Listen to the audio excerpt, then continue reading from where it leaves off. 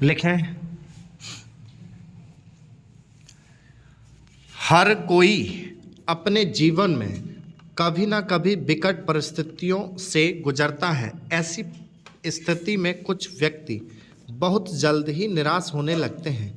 कुछ व्यक्ति इसे ईश्वर की मर्जी मान लेते हैं। वैसे इंसान जो धैर्य खो देते हैं उन्हें संकटों का सामना करने में मुश्किल होती है। फिर वे ईश्वर से सवाल करने लगते हैं कि यह ज़िंदगी ही क्यों दी, और ज़िंदगी दी तो ज़िंदगी में इतने दुख क्यों दिए, दुख दिए तो दुख का निवारण क्यों नहीं हो रहा है। हमें यह ध्यान रखने की आवश्यकता है कि अगर इस प्रकृति ने हमें जन्म दिया तो हम सभी इस प्रकृति की संतान हैं।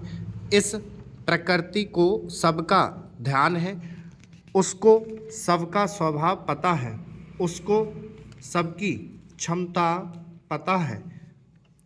उसे यह भी पता है कि किसी को अस्तित्व में बनाए रखने के लिए उसके जीवन में कितना संघर्ष लाना आवश्यक है।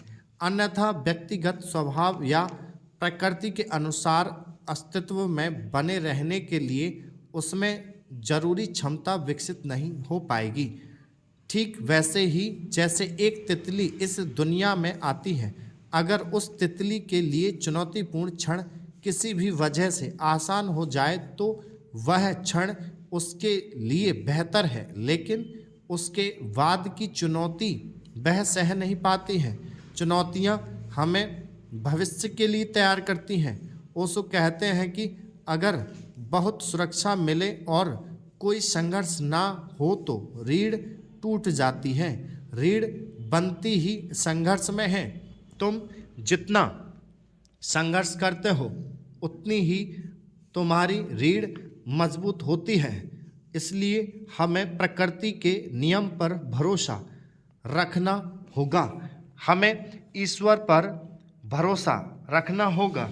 वह बस यही चाहते हैं कि हमारा जन्म जिस उद्देश्य के लिए हुआ है हम उसे उद्देश्य को पूरा करने के लिए पूरी तरह से तैयार हो जाएं। हमेशा यह याद रखिए कि जिसके जीवन में अभूतपूर्व संघर्ष आया है वही अभूतपूर्व सफलता के योग्य बन सकता है। वह उन करोड़ों लोगों से अलग है जिसने उनकी तुलना में अपेक्षाकृत आसान एवं सुगम जीवन जिया है।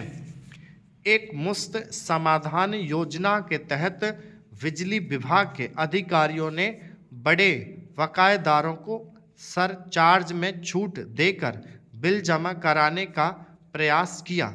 शाहजहाँपुर में भी बड़ी संख्या में 120 की स्पीड है।